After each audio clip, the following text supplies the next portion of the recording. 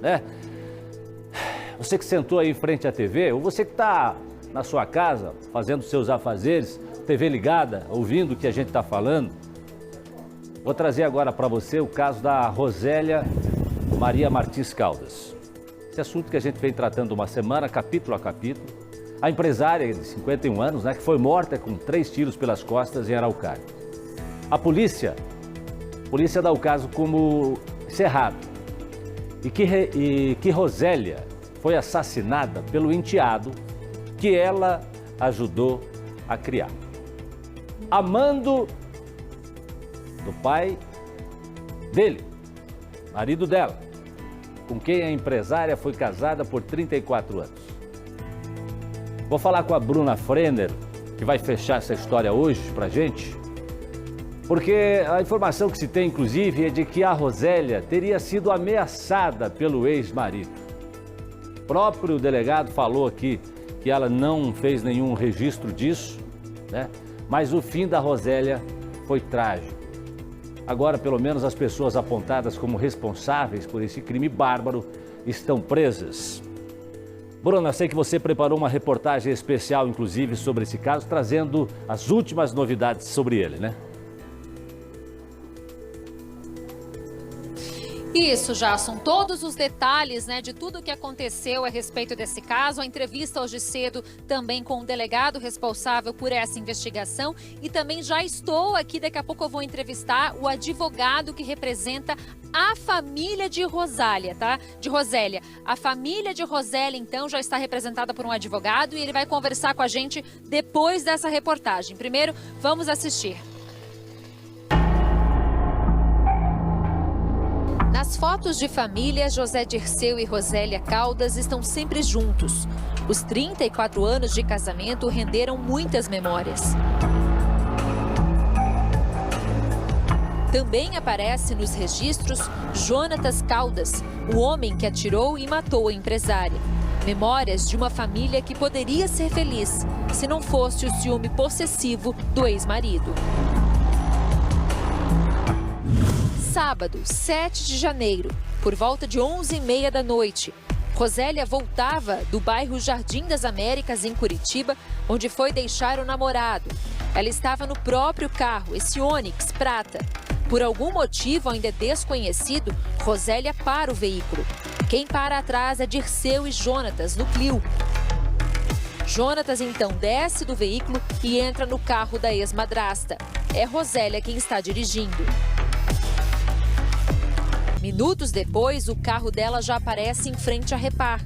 Ela desce, o carro ainda chega a se movimentar. A empresária corre e, de acordo com testemunhas, grita por socorro. Rosélia corre na tentativa de se salvar, mas é atingida com 3 tiros, 2 nas costas e 1 na cabeça. Conforme apurado no inquérito, não tem nenhuma relação financeira, foi realmente porque ela teve um novo relacionamento, estava em um novo relacionamento, né? A arma ainda não foi localizada e os projetos encontrados no corpo estão no Instituto de Criminalística para perícia, né? A polícia confirmou que o carro de Rosélia estava com rastreador, por isso Dirceu sabia exatamente onde ela estava.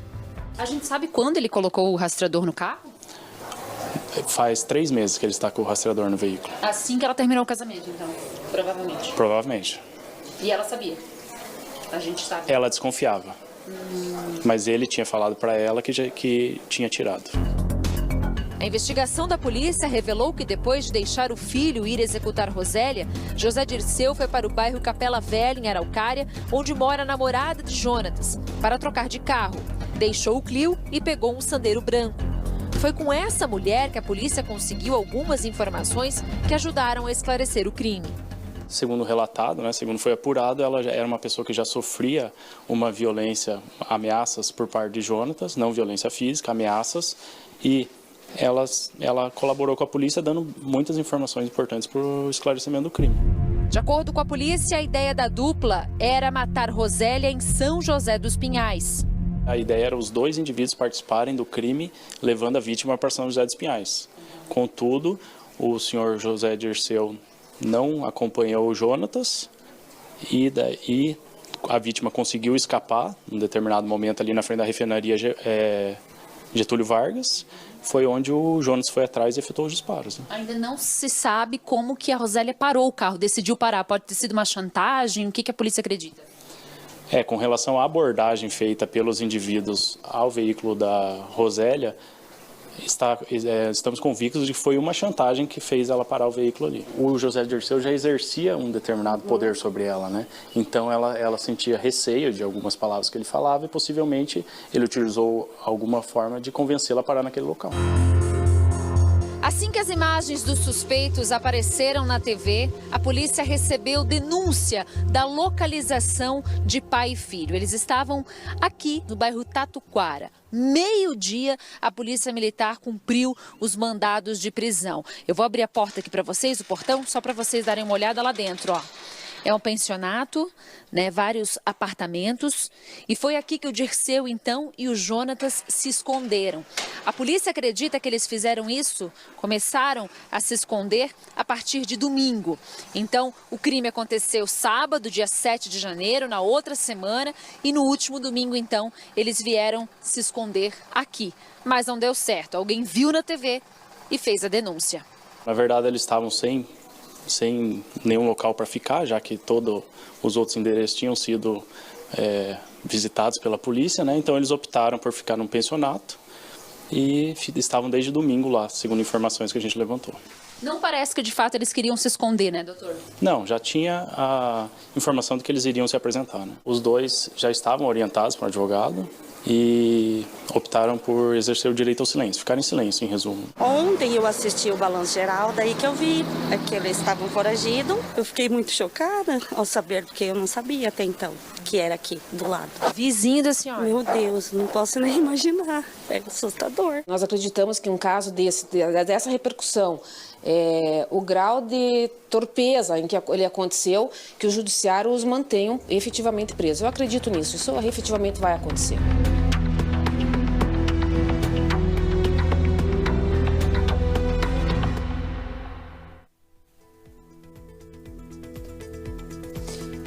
É isso, Jasson. Então a reportagem aí, né, com todos os detalhes dessa investigação, que para a Polícia Civil a investigação está redonda, está concluída, né? Ainda falta concluir o inquérito policial por mais alguns detalhes, mas a investigação em si está concluída. Aqui ao meu lado, então, o advogado Dr. Jackson Baus, que representa a família de Rosélia. Os filhos de Rosélia, os 3 filhos dela, ainda não se manifestaram na imprensa, mas o advogado hoje cedo conversou com os 3 e é essa impressão que a gente quer agora pegar aqui com o doutor, principalmente, doutor, como é que foi, né, descobrir para os filhos isso, não, que minha mãe está morta e um dos responsáveis apontados pela polícia é o nosso próprio pai. Como é que foi isso? Boa tarde. Boa tarde, Jasson, a audiência do Balanço Geral. Para a família, nesse momento, de profunda consternação, ainda reunindo os cacos diante de um crime covarde, brutal como esse cometido pelo Jonatas e pelo Dirceu, e ainda não conseguem processar o que aconteceu. Ainda é difícil de acreditar que a mãe foi morta tão cruelmente, tão brutalmente pelo próprio pai e por seu irmão, por seu meio-irmão, né, que era filho apenas de Dirceu. Agora, doutor, um detalhe impressionante que o doutor acabou de me passar, Jasson. O Dirceu, um dia depois do crime, né, ele toma café com a família. Um dia depois do crime, ele senta à mesa junto com os filhos, toma café, como se nada tivesse acontecido. A família em nenhum momento desconfiou do pai, os filhos não desconfiaram do pai? Havia uma suspeita que recaía sobre o pai diante de alguns acontecimentos anteriores, mas é difícil para que um filho acredite que o próprio pai tirou a vida da sua mãe, aquela que viveu por 30 anos com ele, né, que tem 3 filhos com ela, então é difícil que a família acreditasse, mas havia sim uma suspeita inicial já do pai, embora quisessem acreditar que outra pessoa tivesse cometido esse delito. Ele chegou em casa pouco após a meia-noite, dormiu como se nada tivesse acontecido, dormiu ao lado dos seus filhos, da sua filha, e no dia seguinte tomou café, buscou pães, tomou café com os filhos como se absolutamente nada tivesse acontecido. Fazia buscas, inclusive, pela Rosélia, É como se ele não soubesse de absolutamente nada.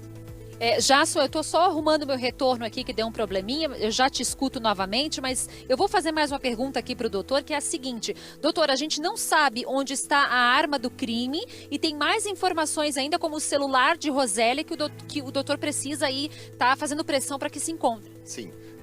O motivo principal de eu estar aqui nesse momento é para que aqueles que, se porventura encontraram esse celular próximo ao local do crime, que procurem então aqui a delegacia de Araucária e entreguem esse celular, porque ele será fundamental para o deslinde dessa investigação e principalmente para colocar 2 assassinos cruéis, covardes atrás das grades por um longo período. Esperamos, Bruna, que fiquem aí por 40 anos, pelo menos, de pena lá no Tribunal do Júri, que eu não tenho dúvida que a sociedade Araucária vai condenar esses 2 assassinos covardes. Agora tem mais um detalhe, Jasson, que eu fiquei muito impressionada com isso, é que houve um contato do Dirceu com a família para pedir dinheiro após o crime. Logo após o crime, então, buscou, depois que ele já havia se evadido, né, já estava oculto, ele buscou então uma das filhas para que arcasse com os honorários do seu advogado. Então, para que pagasse os honorários do seu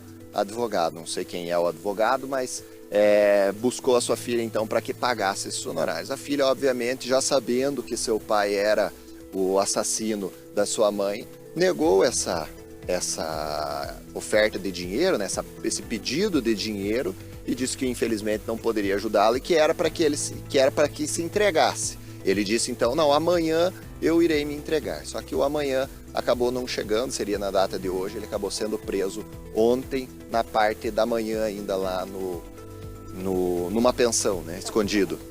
Jasson, não sei se vocês querem fazer alguma pergunta agora pro doutor, pode fazer aí do estúdio. Doutor Jackson, boa tarde para o senhor. O Jonatas esteve presente no velório também, e outra situação, em que momento que eles decidiram dar no pé, pinotear?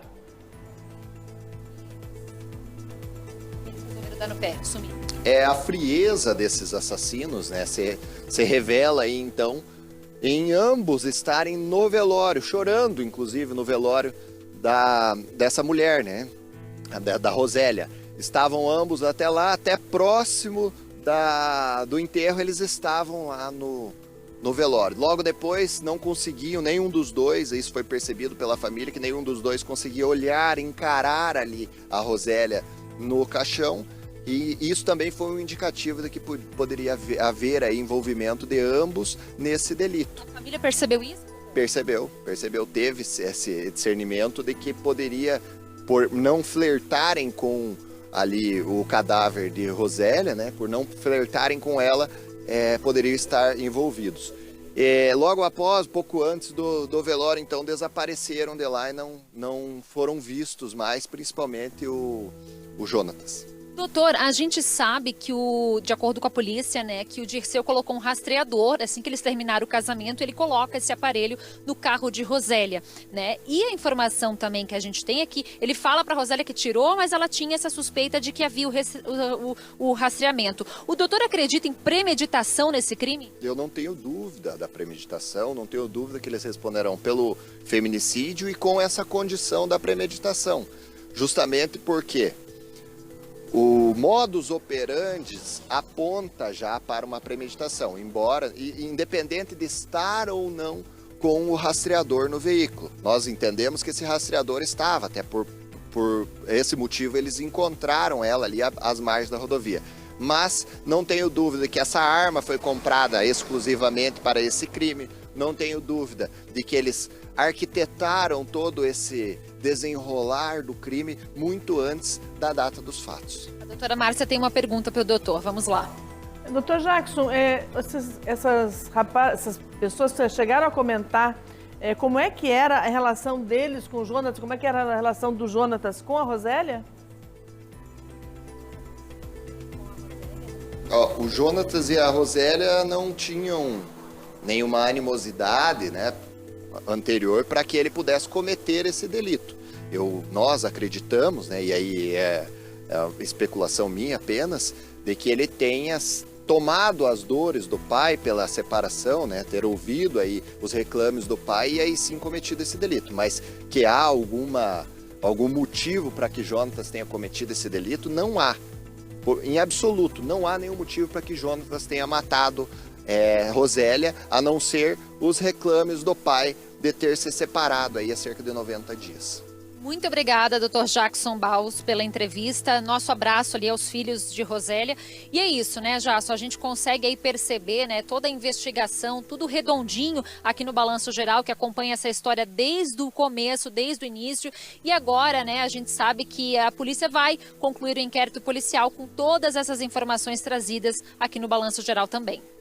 Obrigado, Bruna. Obrigado ao doutor Jackson. Doutora Márcia, para a gente fechar, agora a expectativa de todo mundo é que esses dois aí vão aí a júri popular, né? Isso. Segue agora o prazo processual de 10 dias para o fechamento em relação à data da prisão, o fechamento do inquérito policial, para que aí cheguem ao Ministério Público. E não há dúvida de que responderão sim pelo feminicídio e também por essa premeditação, além de não darem nenhuma condição de reação à vítima, né?